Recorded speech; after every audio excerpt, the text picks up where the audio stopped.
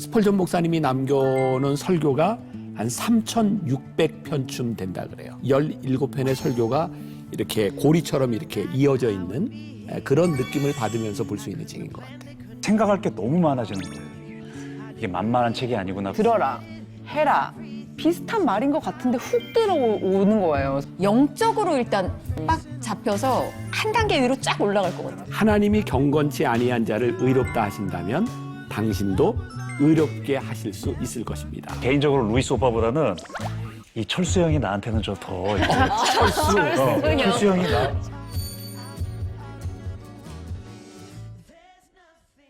자, 이제 스텝 2로 가보겠어요. 여기에서 믿음에 대한 이야기를 잠깐 해보려고 해요. 여기서 아주 중요한 이야기, 그리고 우리들이 새겨야 될 이야기가 있는데, 오직 의인은 뭘로 구원을 받아요? 믿음으로. 그런데 이 스펄전이 아주 중요한 이야기를 하고 있는데, 믿음으로 구원을 받는데 믿음이 다가 아니다. 믿음은 단지 통로일 뿐이다. 이거를 잘 기억하면 좋겠어요.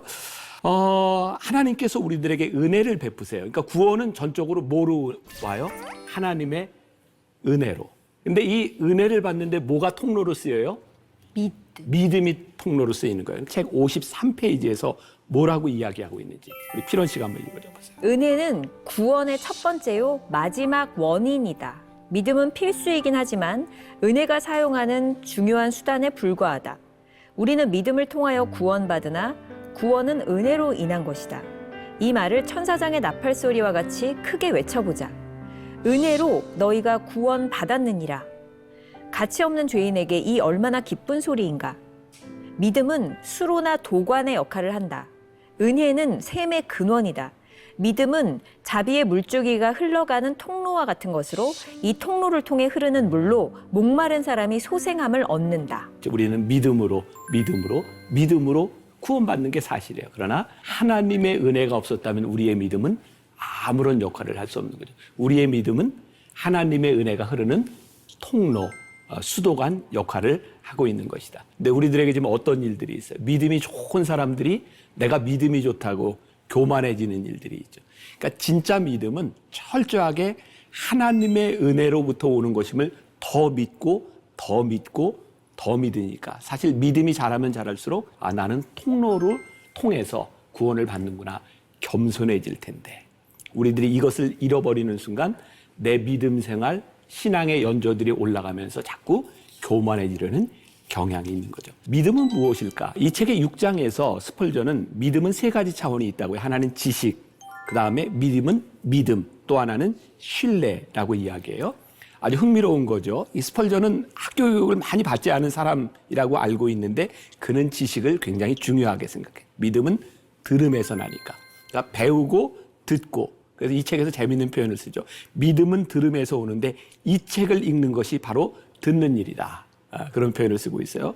또 하나 믿음은 내가 지식으로 듣고 믿는 거예요. 근데 믿음은 여기에서 멈추는 것이 아니라 이것이 신뢰의 단계까지 나아가는 거죠. 이 부분도 59페이지에 보면 표현을 참 잘 해놨어요. 신뢰란 믿음의 생명이다. 이 신뢰 없이는 구원하는 믿음이 되지 못한다. 청교도들은 기댐이라는 말로 믿음을 설명하곤 했다. 어떤 것에 몸을 기댄다는 뜻이다. 당신의 온 몸을 그리스도께 기대라. 만세반석 위에 온 몸을 쭉 뻗고 드러눕는 것을 생각하면 된다. 예수님을 의지하라. 그 안에서 안식을 얻고 그분께 자신을 맡기라. 그렇게 하는 것이 구원에 이르는 믿음을 행사하는 것이다. 아주 굉장히 좋은 표현이에요. 자, 네. 우리들 믿음에 대해서 이거 생각해 봅시다. 믿음은 우리의 지식을 통해서 오는 것인데 지식을 가지고 우리들이 믿음으로 가 있어요. 근데 이 믿음이 신뢰까지 나아가지 않으면 믿음이 능력이 없는 거야. 그래서 어떻게 표현을 했어요? 청교도 영성에 뭐라는 말? 기댐.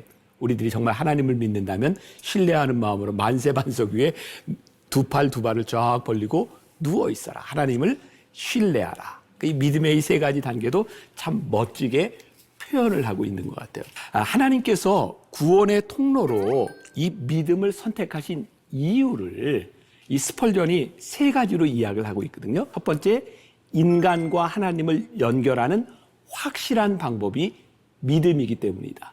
그러면서 책을 읽다가 어떤 사람이 나야가라 폭포를 가다가 배를 타고 이렇게 가다가 뒤집어져서 이제 급류에 휩쓸려서 나야가라 폭포에 떨어지면 죽는 거예요. 그때 어떤 사람이 줄을 던지죠. 저기서부터 잡으라고. 줄을 잡았어요. 둘 다 줄을 잡았는데 저 위에서부터 큰 통나무가 흘러내려오는 거예요. 이 사람이 이렇게 흐물흐물한 줄을 놓고 통나무를 잡았어요. 어떻게 됐을까요? 줄을 잡은 사람은 구원을 받고 통나무를 잡은 사람은 떨어서 죽는 거죠. 자, 이 얘기 어렸을 때 많이 들었던 이야기가 요 책에 나와요. 아, 스펄전이 그 예화를 썼었구나. 그래서 믿음은 우리에게 아주 연약한 줄처럼 보이지만 하나님은 믿음을 통해서만 우리들이 구원을 받을 수 있도록 예비하셨다. 이 믿음을 통해서 구원을 받는다. 이 이야기를 하고 있고 또 구원의 통로로 믿음을 선택한 두 번째 이유는 믿음은 행위의 동기에 영향을 미친다. 자, 사실 우리들이 어떤 의지적 결단을 할 때 그 의지적 결단이라고 하는 것은 단순히 감정적인 게 아니라 내 안에 있는 믿음에서부터 나오는 거죠. 우리들이 표정을 보면서도 내가 저 사람을 믿어. 그러면 나도 모르게 신뢰가 가는 표정과 말이 나오지만 속에서부터 저 사람을 안 믿고 있다 그러면 나는 저 사람에게 신뢰가 가는 일을 할 수 없는 거죠. 그래서 구원의 통로로 믿음을 사용하는 두 번째 이유. 세 번째, 믿음은 화평과 기쁨을 창조하기 때문이다 라고 이야기를 해요. 아, 믿으면 평안해요. 우리를 불안하게 하는 것은 늘 믿지 못하는 거죠.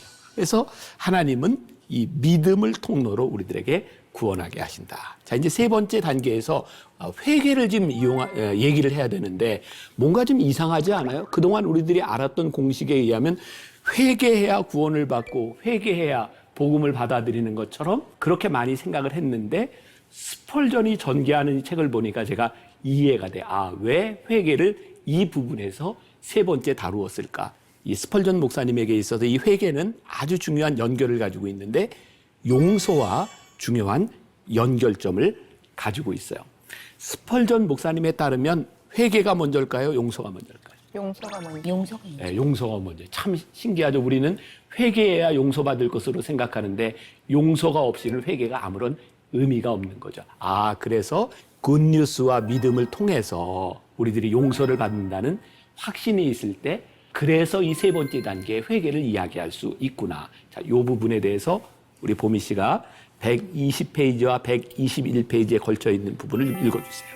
죄를 미워하는 마음과 용서받았다는 느낌은 우리 영혼 속으로 함께 들어오고 우리가 살아있는 동안 함께 머문다. 이 두 가지는 함께 행동하며 반응한다. 용서받는 사람은 회개하고 회개하는 사람은 틀림없이 용서받는다.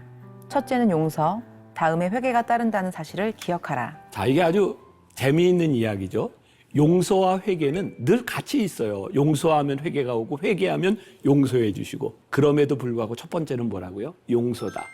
그럼 제가 처음에 이야기했던 게 여러분들이 기억에 날 거예요. 스펄전의 이 신학, 스펄전의 설교에서 제일 중요한 건 뭐예요? 하나님의 주권, 은혜. 회개는 누가 하는 거예요? 우리가 하는 거죠. 용서는 어디로부터 와요? 하나님께로부터 오는 거죠. 분명히 우리들이 구원을 받는데 회개가 필요한데 스펄전은 철저하게 이 회개가 있기 위해서는 뭐가 있어야 돼요? 하나님의 은혜를 통한 용서가 없이는 안 된다는 거죠. 또 아주 멋진 이야기를 하고 있어요. 회개는 믿음의 성장에 따라 함께 성장한다. 믿음이 성장하면서 뭐가 성장해요? 회개도 성장하는 거죠. 이쯤 되면 우리 복음책방에 있는 사람들이 이해가 되죠. 아, 이 회개라고 하는 것은 우리들이 믿음이 성장하면서 하나님의 마음이 들어오고 민감해지기 시작할 때 더 많은 회개가 일어나는구나. 그러니까 하나님의 은혜를 많이 받으면 많이 받을수록 우리는 더 많은 회개를 하게 되고 참 놀라운 것은 더 많은 회개를 하면 할수록 또 뭘 경험해요? 놀라운 하나님의 은혜와 용서를 경험하게 되고. 그러니까 스펄전은 이 모든 것이 다 함께 가는 것이지만 정말 중요한 건 뭐예요? 하나님께서 우리들에게 베푸신 은혜가 없다면 용서가 없다면 회개는 존재하지 않는 거죠. 자, 121페이지에 아주 짧은 부분이 있는데 우리 보미 씨가 읽어줘 보세요. 내가 생각하기에는 믿음이 완전한 확신에 이르기까지 성장하여 예수의 피가 우리의 죄를 눈보다 희게 씻었다는 것을 확신하게 될 때 회개는 최고점에 이른다. 다시 말을 하면 하나님께서 우리들에게 용서를 베푸신 이 복음이 믿음을 통해서 우리들에게 확실하게 들어올 때 우리는 최고조의 회개를 하게 된다. 아, 참 우리들이 그동안 생각했던 거하고 조금 순서가 바뀌었는데 스펄전이 더 명확하게 우리들에게 이 복음에 대한 이야기를 하고 있는 것 같아요. 그래서 우리들이 이런 오해를 그동안 했던 것 같아요. 회개는 믿음과 같이 일생 동안 우리들에게 주시는 은혜인데 믿음과 회개는 동반 관계에 있는 것인데 우리는 자꾸 믿음이 있어야 회개를 하는 그런 것으로 생각하는 것들, 회개에 관한 오해, 하나님의 용서가 있기 때문에 우리들이 회개할 수 있다. 이 부분을 기억하면 좋을 것 같아요. 마지막 네 번째 단계가 굉장히 중요해요. 스텝 4, 견고함 이렇게 표현할 수도 있고요. 이 책에 보면 이거를 어떻게 표현을 했냐면 성도의 견인이라고 표현을 하고 있어요. 자, 이제 우리가 복음을 듣고 믿음을 통해서 회개하고 용서를 받았어요. 그런데 우리들에게 어떤 문제가 있냐? 내가 용서받은 이 삶을 계속해서 살아갈 수 있을까? 저에게도 그런 두려움이 있어요. 나는 언제 은퇴할까? 은퇴를 생각하면서 나는 타락하기 전에, 죄 짓기 전에 은퇴하면 참 좋겠다. 왜냐하면 제 속에 두려움이 있는 거예요. 내가 목회를 하다가 끝까지 잘 유종의 미를 거두고 이렇게 은퇴를 해야 될 텐데 이 두려움은 어디에서 올까요? 우리의 연약함에서부터. 모르겠어요. 세 사람은 어떤지. 나에게 그런 연약함이 있는 거예요. 근데 이 부분에 대해서 스펄전이 뭐라고 이야기하냐면 하나님께서 여러분들을 붙잡아 주시니 하나님께서 구원받은 자를 견인, 이끌어 주시니 두려워하지 마십시오. 그리고 우리들에게 격려를 하고 있고 이 성도의 견인을 누가 하는가? 성령께서 하신다라고 말을 하고 있어요. 그러니까 이 스펄전의 이 설교가 굉장히 밸런스를 잘 맞추고 있는데 하나님과 예수님과 성령님을 통해서 구원을 받고 구원받은 자의 삶을 살아가는 것을 아주 잘 설명해 주고 있어요. 이제 130페이지에 이런 문장이 있어요. 신앙의 첫 출발을 내디딜 때는 예수 그리스도를 바라보다가도 나중에 가서 자신을 의지하지 않도록 주의해라. 또 135페이지에 가서 보면 믿는 사람에게 절실히 필요한 것은 견고하게 보존되고 끝까지 인내하는 것이다. 우리들의 구원받은 백성으로 살아가면서 우리들이 나중에 버림받으면 어떨까? 근데 이런 고민이 우리들은 참 심각하고 이거 어떡하나 생각했는데 사도 바울도 이런 고민을 했더라고요. 내가 복음을 전한 후에 나중에 버림받을까 봐. 나는 이 고민이 성도들에게 건강한 고민이라고 생각해요. 이게 참 이율배반적인데 이런 고민을 하지 말라고 하는데 하나님이 우리를 견인해 주실 거라고 하는데 이런 고민을 하지 않으면 우리는 참 잘못될 수 있겠다. 그러니까 이것이 사도 바울이 이야기하는 구원에 이르게 하는 근심은 아닐까. 사도 바울이 고민했던 부분은 이 부분이 아닐까. 아까 회개하고 용서와의 관계처럼 하나님이 너 붙들어 주실 거야. 그러니까 염려하지 마. 근데 우리들이 두려움이 와. 근데 또 무엇이 생각나요? 하나님이 우리를 붙잡아 주실 거야. 이 상관관계가 계속해서 이루어질 때 우리들이 끝까지 인내하며 구원의 길을 갈 수 있지 않을까. 자, 오늘 굉장히 중요한 이야기 우리 정리가 좀 됐을 것 같아요. 복음, 그 다음에 믿음, 회개, 견인. 이 부분들을 한번 잘 생각하면서 이번 한 주간은 우리들이 한번 이 복음을 우리들이 한번 제시하고 정리할 수 있는 그런 기회가 되었으면 좋겠습니다. 자, 고맙습니다.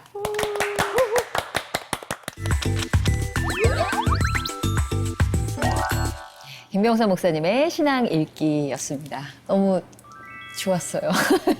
역시 명설교를 또 명설교가께서 해주셔가지고 오늘 분위기 좋네요. 그러니까 명설교가 명설교가를 만났더니 명품이 됐다. 네. 여기까지 방송 마무리하면 분위기 정말. 그러면 내가 바로 밥 사는 건데. 근데 저는 이제 목사님 설명해 주신 거에서 스텝 4를 보면서 이 견고함, 또 견인, 그리고 불안과 견인, 하나님께서 또 이끌어 가시고 또 우리는 거기에서 민감하게 반응해야 되고 이거를 보면서 저는 저희가 저번 주에 했던 스크루테이프의 편지가 갑자기 생각이 났어요. 오늘 보니까 이 사단이 하나님한테 이게 굉장히 이용당하는 게 보이네요. 왜냐하면 이 텐션을 유지하기 위해서 우리가 흐트러질만 하면 얘가 텐션 할 수 있게 그러면 그래 하나님만 또 바라보게 되고 그래서는 이게 또 연결이 또 이렇게 되더라고요. 그러면서 이제 또 이제 원론적인 생각이 나는 게 이게 어찌됐든 이 설교집이잖아요. 매주 그 설교가 나에게 어떠한 영향이 있지? 실은 그런 생각을 다시 한번 해보게 되는 그런 책이었었어요. 맞아요. 삶의 변화가 없을 거면 사실 시간 낭비인 거예요, 사실. 설교를 듣는다는 게. 그렇잖아요. 그래서 저도 이거를 들으면서 약간 각각 주일 설교를 들으시고 또 복음책방 신앙일 때 책을 읽으면서도 우리가 각각 나눔이 달라서 이렇게 더 풍성해지는 것처럼 저는 이 책에서 설교를 들었으니까 그리고 목사님의 또 이 설교를 이렇게 설명해 주시는 것도 들었으니까 한번 밑줄 친 구절을 나눠보면 좋겠는데 막막하신 것 같아요. 보니까 다들 줄을 너무 많이 쳤어. 진짜요. 얇은 책인데도 뭐 틈틈이 줄 칠 때도 너무 많고. 맞아요. 그 86페이지에 회개에 대한 얘기였어요. 회개란 죄에 대해서, 그리스도에 대해서, 하나님의 모든 위대한 일에 대해서 마음을 변화시키는 것이다. 회개가 당신으로 하여금 그리스도를 보게 하는 것은 아니다. 그러나 그리스도를 바라보는 것은 마음의 회개를 일으킨다. 당신은 회개함으로써 그리스도를 찾아내려 하지 말고 회개하기 위해서 그리스도를 바라보아야 한다. 성령은 우리를 그리스도께 향하게 함으로써 죄로부터 돌아서게 한다. 결과에서 원인으로, 즉 자신의 회개에서 주님께로 시선을 돌리라. 그분은 우리의 회개를 위해 높이 달리셨다. 설명해 주셨던 거를 들으면서 그런 생각이 드는 거예요. 예전에 당신이 회개를 해야 합니다. 회개할 부분을 빨리 찾아내세요. 그래서 기도하세요. 억지로 막 생각나게 해갖고서는 막 회개하게 하고 그런 거 있잖아요. 나 왜 생각이 안 나? 왜 이렇게 생각이 안 나요? 막 이제 이랬던 거가 내가 오히려 그걸 내려놓고 그리스도를 바라보고 그리스도와 이렇게 맺어지면서 이렇게 갈 때 오히려 더 명료하고 그렇게 억지로 끄집어내는 회개가 아니었고 그리스도를 바라보는 게 회개라는 거. 보미 씨 얘기를 들어보면 우리가 그동안 한국교회 성장과 함께 가지고 있었던 이제 부작용이 그런 거였어요. 우리 세대는 부흥회 세대잖아요. 80년대, 90년대, 70년대 부흥회를 많이 가면 회개하세요, 생각하세요 이렇게 하고 그러다 보니까 회개가 어떤 면에서 보면 감정적인 차원에 흐르고 시간이 지나가면 그 회개가 아무것도 아닌 게 되고 이 스펄전이 이야기했던 것처럼 회개가 우리의 목적이 아니라 그리스도를 바라보면 자연스럽게 회개가 되는데 우리가 신앙의 본질을 봤어야 되는데 그런 후유증들이 우리들에게 있는 것은 아닌가. 그런 면에서 참 잘 지적을 했던 것 같습니다. 네네. 그리고 또 이 61페이지인데 배고픈 사람은 먹는다. 비록 그는 음식이 어떻게 요리되는지 입안에서 어떻게 소화 효소가 나오는지 소화의 절차가 어떤지 이해하지 못하지만 먹기 때문에 살 수 있는 것이다. 아무리 영양학에 조예가 깊은 사람이라도 먹지 않으면 죽는다. 믿음의 교리를 이해하면서도 믿지 않기 때문에 지옥에 가는 사람도 많다. 반면에 자기 신앙을 정확히 지적으로 정의하지는 못하지만 예수 그리스도를 신뢰함으로 구원받는 자 또한 많다. 그래서 지금 점점점 실은 이 지식이 이게 복음책 때문에 많아지는데 이게 지식으로 끝나는 게 아니라 나에게 정말로 이 소화가 되어서 내 자체가 되는 이게 얼마나 중요한지에 대해서 그래서 방금 말씀하신 것처럼 이 예수 그리스도를만 바라보는 것들 예수 그리스도를 통해서 또 구원을 받는다는 것들이 무엇인지 그거를 더 알아가는 게 더 중요한 것 같아요. 참 복음으로 가는 것. 최근에 저에게 어떤 분이 필원 씨가 회개하라고 이렇게 얘기해 주신 적이 있었어요. 근데 그 말을 듣고 제가 딴 때 같으면 당신이 뭔데 나한테 회개하라 그래 이렇게 생각했을 저가 갑자기 맞아 이게 성령의 음성일지도 몰라라고 생각했어요. 근데 그때부터 제가 근심이 생기는 것이 하나님 제가 정말 회개하고 싶은데 눈물도 안 나고 사실 그래요. 저 사실 죄인인데 그래 자꾸 회개를 해야 된다는데 안 돼요. 또 좌절이 오는 거예요. 그래서 이건 아니야. 그래, 회개, 어느 날 회개하는 날이 오겠지. 그러고서는 제가 약간 이제 보류해놓고 잊고 있었는데 너무 좋은 말씀이 127페이지에 있는 거예요. 돌과 같은 마음을 억지로 감동시켜 회개하려고 방 안에 들어가지 말라. 오직 갈보리 언덕으로 가서 예수님께서 어떻게 죽으셨는가를 바라보라. 그 언덕으로 올라가 보라. 거기서부터 도움이 올 것이다. 성령이 오신 목적은 사람들의 영을 보호하고 회개를 일으키기 위함이다. 당신은 이렇게 기도하라. 축복의 성령이여 내 안에 거하소서. 나의 마음을 부드럽고 겸손하게 하사 나로 하여금 죄를 미워하고 거짓 없이 회개하게 하소서. 성령은 당신의 기도를 들으시고 응답할 것이다. 따라서 베드로에게 닭 울음소리나 빌립보 간수에게 지진이 그러했던 것처럼 자연이나 섭리의 사역이 우리에게 회개를 요구한다. 그래서 단 것이든 쓴 것이든 시련이든 기쁨이든 모두 사용하여 죄인들이 하나님을 향하여 좀 더 선한 마음을 갖도록 하신다. 그래서 저는 감사한 게 하나님은 저에게 회개를 주시기 위해서 불행의 검은 말과 닭 울음소리와 주변에 이런 선한 친구들을 모두 이용하시더라고요. 얼마나 감사한지. 그러니까 너 금강석 같은 너의 마음을 네가 깨려고도 하지 마라고 딱 그냥 해답을 주시니까 굉장히 가벼워졌어요. 네, 진짜. 우리 구원에 대한 이야기를 나누고 있으니까 우리 한번 우리 신앙을 한번 이렇게 점검해 보는 차원에서 스펄전의 구원의 은혜를 이렇게 나누면서 우리들 스스로는 이 구원에 대해서 어떻게 생각하는가, 나의 구원의 상태는 어떤가. 구원의 확신이 있습니다. 저를 정죄하는 마음은 계속 있어요. 사실은 그런 것 같아요. 근데 2중, 3중, 4중으로 보험을 들어놓은 인생이잖아요. 성부, 성자, 성령께서 다 앞뒤로 양옆으로 감싸고 계시니까. 예. 저는 구원 받았죠. 저는 뭐 100% 확신하고요. 뭐 이 책에도 나오기를 그러나 우리를 친히 의롭다 하시고 또한 성령님께서 하나님과 우리를 화평케 하심으로 그것을 증거하실 때 우리는 그 문제가 확실하게 해결되었음을 믿고 안식으로 들어가게 됩니다. 평안함을 주시는 걸 보면은 뭐 알 수가 있으니까 이렇게 제가 고백하면서도 평안한 것은 네, 구원을 받은 그 확신이 있기 때문에 평안하지 않는가. 보통 저희가 구원 얘기할 때 3단으로 얘기를 하잖아요. 이신칭의에서 성화에서 영화에 이르는 길까지를 얘기를 하는데 아까 말씀하셨던 것처럼 그 기댐, 예수님한테 기대고 있는 제 모습을 봤을 때는 당연히 구원의 확신이 있기 때문에 그리고 지금 이제 이 성화의 길에서 싸우고 있는 것들이 있기 때문에 구원의 확신이 있고요. 나중에 이제 영화에 이르는 것까지도 이제 그 믿음이 있기 때문에 저희가 가는 게 아니나. 한 가지 더 생각해 봅시다. 그러니까 우리가 이제 구원은 믿음이라고 하는 통로를 통해서 구원을 받게 하시니까 구원받은 자의 삶이 이게 믿음을 얼만큼 활용하는가에 따라서 구원받은 자의 그 영역이 달라질 것 같아요. 그래서 우리가 이제 믿음이라고 하는 것을 100점 만점을 기준으로 생각했을 때 나는 믿음을 얼마나 활용하고 내 믿음은 어느 정도인가를 굉장히 주관적인 판단으로 어렵다. 그래서 완전 내가 안 어려워. 100점 만점이라고 기준을 주는 이유는 그냥 이렇게 이야기해놓고 만점은 얼마죠? 이럴까 봐 미리. 100점 만점. 계획이 있으신 거예요. 100점 만점. 100점 만점으로 했을 때 다시 한번 이렇게 돌아가 볼까요? 할렐루야. 저는 100점 만점입니다. 왜냐면은, 아니, 지금 표정이 이게 보미 씨는 막 깔깔깔 웃고, 룡분, 어떻게 막 이러는 뭐잘 들어. 오빠 잘 들어야 돼. 목사님이 59페이지를 저에게 읽으라고 하는 순간 내가 100점이 됐어. 59페이지에 신뢰란 믿음의 생명이다. 이 신뢰 없이는 구원하는 믿음이 되지 못한다. 청교도들은 기댐이라는 말로 믿음을 설명하곤 했다. 어떤 것에 몸을 기댄다는 뜻. 이거 되게 좋지 않아요? 우리 막 리클라이너 뭐 이런데 온몸을 그리스도께 기대라. 만세반석 위에 온몸을 쭉 뻗고 들어 눕는 것을 생각하면 된다. 예수님을 의지하라. 그 안에서 안식을 얻고 그분께 자신을 맡기라. 그렇게 하는 것이 구원에 이르는 믿음을 행사하는 것이다. 바로 기대면 되잖아요. 바로 하중을 옮겨버리니까 저의 믿음은 100점이 되었구나. 그런 생각이 들었어요. 저는 뭐 하나의 감한매를 빼는 마음으로 99점. 100점이 가면 교만해질 수 있으므로 99점. 네네. 제 믿음의 크기는 볼 수는 없죠. 그래서 사실 그렇게 보기는 좀 그렇고 그냥 다만 훈련을 통해서 자꾸 순종하려고 하는 마음이 생겨나는 거. 듣는 걸 계속 그대로 실행하려는 연습 자체도 일단 순종이고 계속 해 나갈수록 순종하는 마음이 더 커지고 순종해 나가는 걸 보면 확실히 믿음이 순종을 키운다고 하셨으니까 많이 성장했구나. 네, 잘했다. 네, 99점 합니다.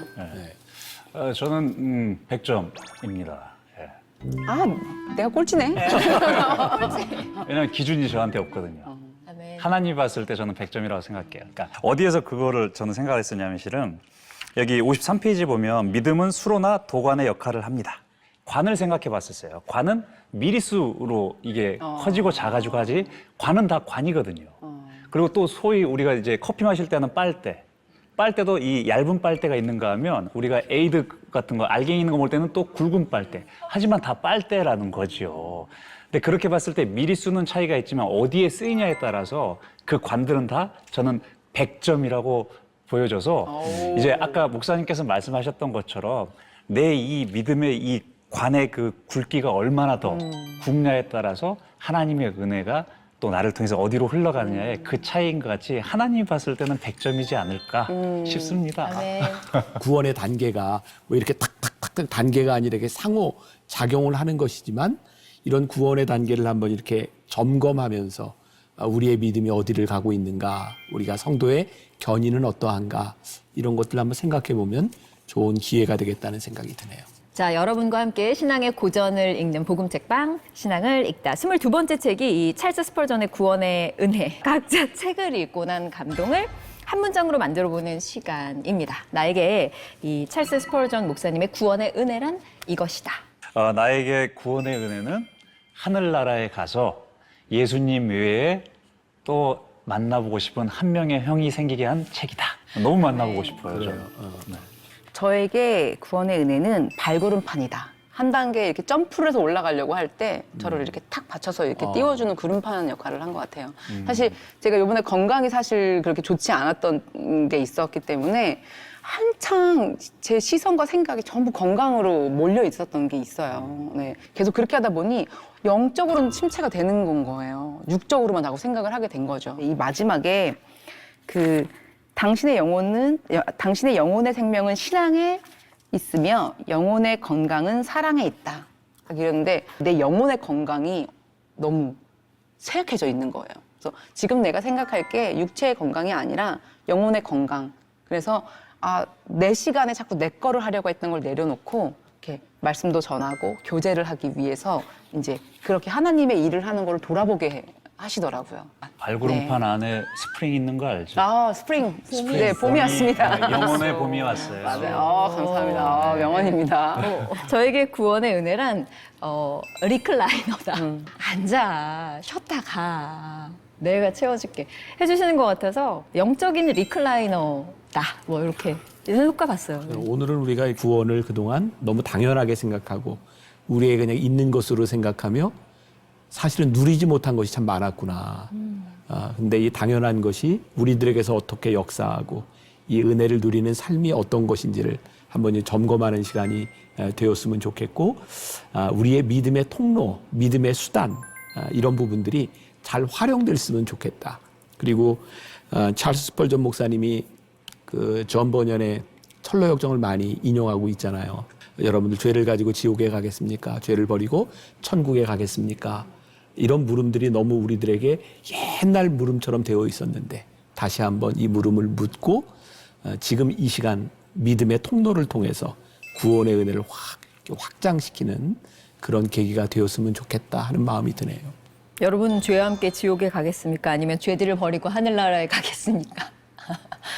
이 질문이 정말 옛날 설교에만 나오는 게 아니라 오늘날 나의 굳은 금강석 같은 마음을 깨는데 얼마나 도움이 되는 말씀인지를 요 얇은 책 한 권으로 여러분 정말 효력을 보실 거라는 생각이 많이 듭니다. 그래서 저는 다음 주도 굉장히 기대가 되는데 목사님 다음 주도 되게 효력이 있는 책이라면서요. 다음 주는 특별히 좀 특집으로 한번 꾸며보면 어떨까 하는 생각이 드는데 5월 하면 늘 뭐가 생각나요? 가정의 달. 그래서 하나님이 만들어주신 가정 안에서 우리들이 누릴 수 있는 은혜를 한번 생각할 수 있는 가정 특집으로 한번 꾸며보려고 하니까 여러분들에게 가서 언박싱 하시면 됩니다. 와 있겠네. 와 있겠네. 그리고 또 목사님께서 초청하신 특별 게스트가 오신다는. 여러분 많은 기대를 부탁드리도록. 더 이상은 얘기하지 마시고. 사실 더 이상은 알지를 못해요. 자, 제가 한 가지 아는 것은 이 책은 이번에 얇았지만 놀랍게 우리의 신앙의 깊이는 조선해상 이상으로 더 깊어졌을 거라는 것을 확신하면서 여러분에게도 그 효과가 있었을 거라고 믿고요. 다음 주를 더 기대하면서 인사드리겠습니다. 여러분 감사합니다. 감사합니다. 고맙습니다. 목사님 고맙습니다.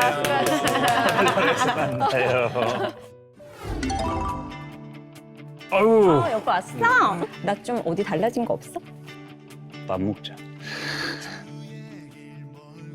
이번 23번째 책은 5가지 사랑의 언어라는 책입니다. 부부 사이를 이끌어서 로또라는 말 들어보신 적 있으세요? 안 맞아. 막 누가 결혼하면 박수 치면서 Welcome to the hell. 왜 사랑하는데 이런 불협화음이 나게 되는가? 제일 중요한 게 소통이 되는 언어가 무엇인가? 저보다는 훨씬 더 전문가로 이 강의를 해주실 분을 제가 찾았어요. 이 사랑의 언어를 배우시면 9점으로 늘 살아가는 방법을 가르쳐드리는 게 아니라 늘 9점을 추구하며 애쓰며 살아가고 있는 우리들의 모습들을 우리가 발견할 수 있게 될 겁니다.